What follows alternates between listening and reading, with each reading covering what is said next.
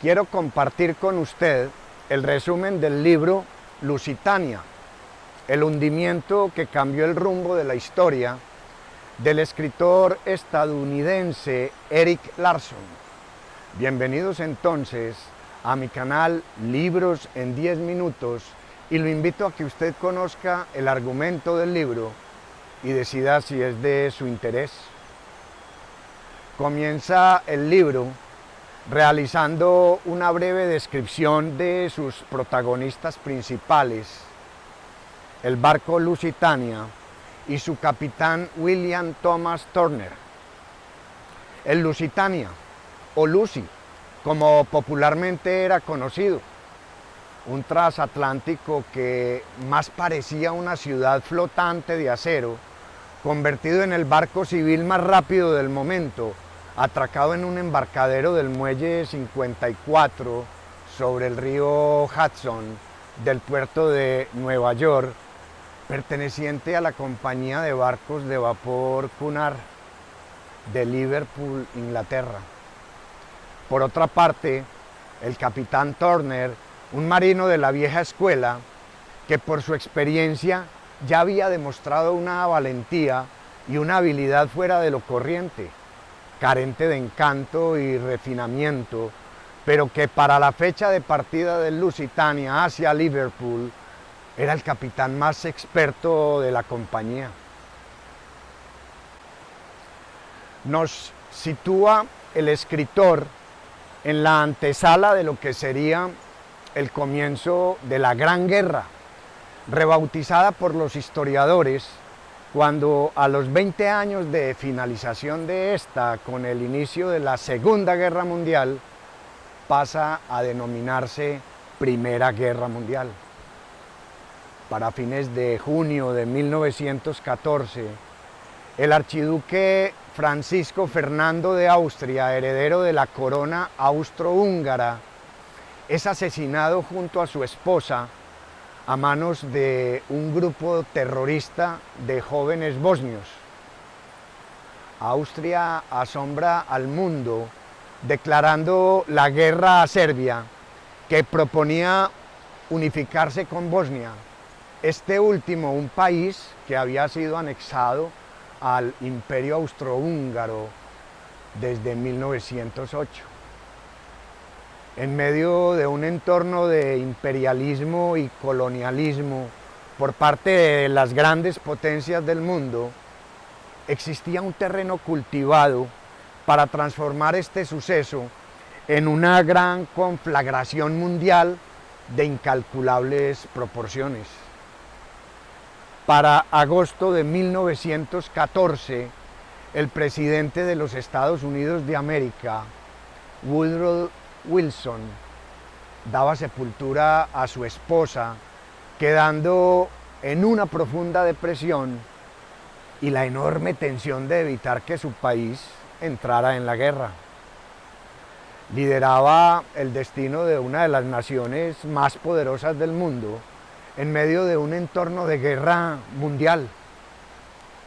Francia y Gran Bretaña se unían a Rusia, conformando lo que la historia llamó la Triple Entente, previniendo posibles agresiones de otros países que conformaban la Triple Alianza, constituida por Alemania, el Imperio Austrohúngaro y Turquía.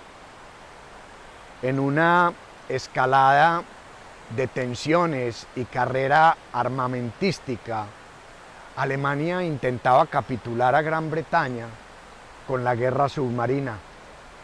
Para la segunda mitad del año de 1914, Alemania había hundido 3 cruceros británicos que patrullaban una franja del Mar del Norte, y para el año siguiente los alemanes habían proclamado oficialmente al mundo que las aguas en torno a las islas británicas se declaraban como zona de guerra y que por lo tanto se advertía poder atacar aquellos buques mercantes que se encontraran en aquella área, evitando el flujo de municiones y suministros a las fuerzas aliadas.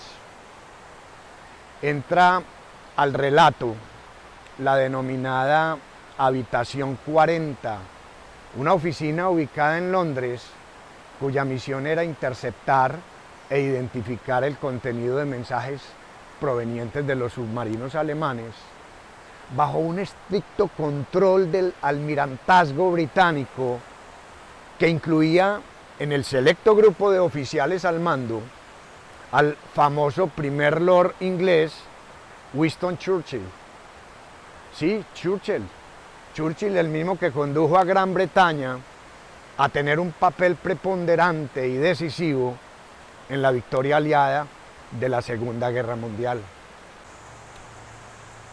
Para aquel entonces, este gran orador contaba con tan solo 40 años de edad. Muchos mensajes que colocaban en riesgo a Lusitania eran recibidos por la Habitación 40, pero el almirantazgo no lo comunicaba efectivamente al capitán Turner. Ni la Cunard ni Turner conocían la existencia de la Habitación 40.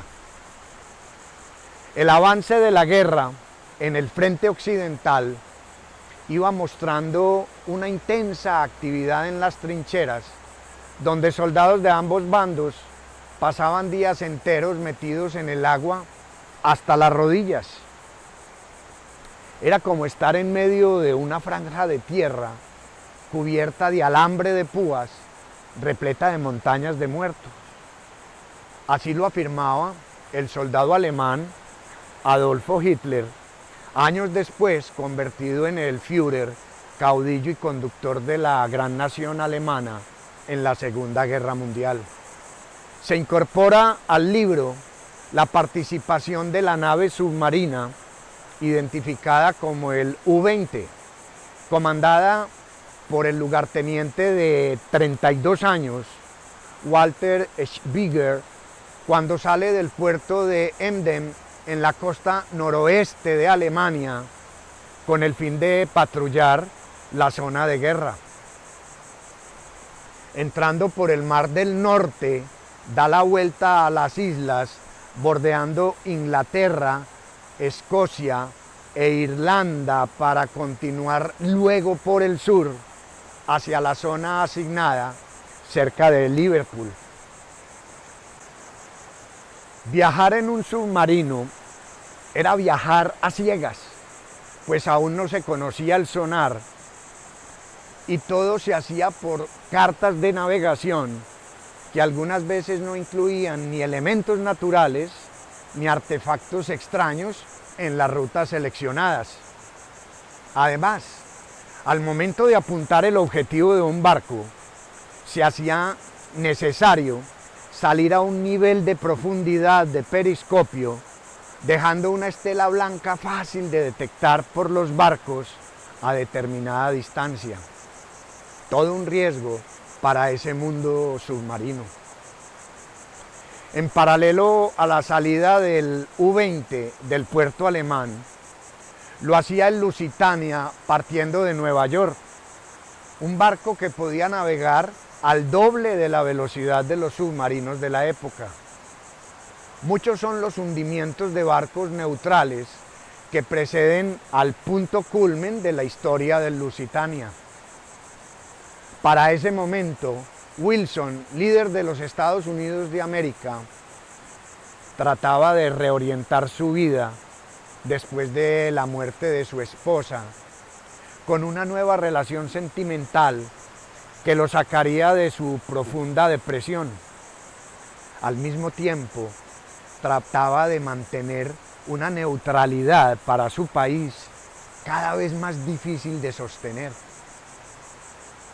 El U-20, ya en la zona de guerra y después de varios días de muy baja visibilidad por efecto de la niebla, decide regresar. Turner es advertido de submarinos activos alemanes en la zona.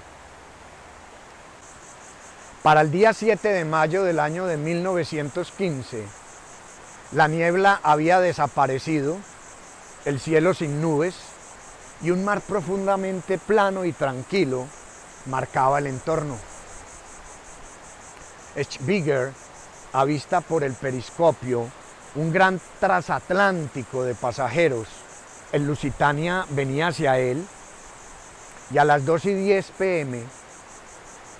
decide disparar el torpedo que impacta al costado derecho, a estribor del barco, produciendo un enorme agujero debajo de la línea de flotación, permitiendo la entrada de agua a las bodegas de almacenamiento de carbón, que ocasiona el hundimiento de la proa del buque.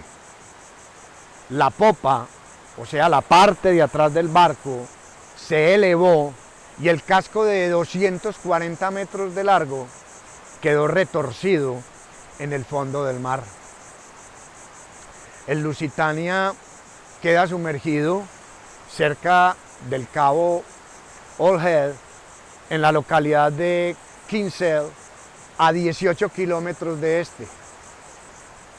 Solo 18 minutos transcurrieron para hundir el barco desde el momento del impacto inicial, y una segunda explosión, muy discutida por cierto, aún hoy día en investigación sobre la causa que la originó. Muchas hipótesis hay, pero lo cierto del caso es que expertos navales aún no logran entender cómo un buque tan enorme, con las características del Lusitania, pudo ser hundido con tan solo un torpedo. Transcurridos 23 minutos después del impacto, la estación de radio de All Head avisa del hundimiento del Lusitania y corren 3 horas para el rescate de los sobrevivientes. El resultado final del desastre, la muerte de 1.198 personas, entre ellos 123 americanos, y solo 764 sobrevivientes. El capitán Turner esperó a hundirse con el Lusitania, pero tuvo la fortuna de ser rescatado por un barco pesquero y llegar a tierra envuelto en una manta, como en las mejores películas. El libro entra en la recta final con acusaciones hacia el capitán Turner por parte del almirantazgo británico, incluyendo un ataque de Churchill enorme, quien lo inculpó y descalificó implacablemente. Investigaciones posteriores muestran que si no fue posible demostrar que existió un plan deliberado para colocar al Lusitania en peligro y en riesgo de ataque, solo quedaba la explicación de haber incurrido en una serie de errores imperdonables que terminaron en tragedia. Pero muchas preguntas sin resolver quedan en el ambiente, pero siempre con la posibilidad de haber existido un verdadero complot para llevar a Estados Unidos a la guerra. Posterior al desastre, el presidente Wilson levanta una nota de protesta contra Alemania, iniciando una verdadera guerra de papel, pero los alemanes continúan hundiendo buques, incluso buques americanos, sin restricción alguna en la zona de guerra. A casi 2 años de haber sido hundido el Lusitania, el presidente Wilson, en un discurso histórico para su nación y el mundo entero, declara la entrada de Estados Unidos de América a la guerra contra Alemania. Mientras esto ocurre, Churchill en Inglaterra solo exclamaba como reclamo a Wilson: lo debió haber hecho antes. Y cuando escribió su libro de historia, La crisis mundial 1911-1918, afirmó, refiriéndose nuevamente a Wilson, lo que hizo en abril de 1917 lo podía haber hecho en mayo de 1915. Estados Unidos de todas formas entra a la guerra, y dicen que entra a la guerra a tiempo. Gran Bretaña en aquel momento, dicen, calculaba tener que capitular dentro de unos meses por las continuas bajas que había tenido de su flota naval. A 2 años del hundimiento del Lusitania, los destructores americanos hacían sus primeras patrullas, ondeando la bandera americana como si los descendientes de los colonos ingleses regresaran a Gran Bretaña en el Mayflower, el barco que la historia nos cuenta, llevó a los colonos ingleses al Nuevo Mundo en el año de 1620 para construir su nuevo hogar, convertido hoy en los Estados Unidos de América. Termina el libro relatando el final de los dos capitanes protagonistas. Turner muere en 1933 a los 76 años de edad y murió como había vivido, lleno de valor, de ánimo y sin quejarse. Schweiger, al mando de un nuevo submarino, corriendo el año de 1917, entró al Mar del Norte y cayó en un campo de minas británico, desapareciendo para siempre el submarino, llevándoselo a él y a su tripulación sin poder nunca ser encontrados. La pregunta que yo me hago después de leer el libro es muy simple. Si el Lusitania no hubiese sido hundido por Alemania y Estados Unidos no hubiese entrado a la guerra, ¿cómo hubiera sido el desarrollo del mundo durante y después de la llamada hasta ese momento la Gran Guerra?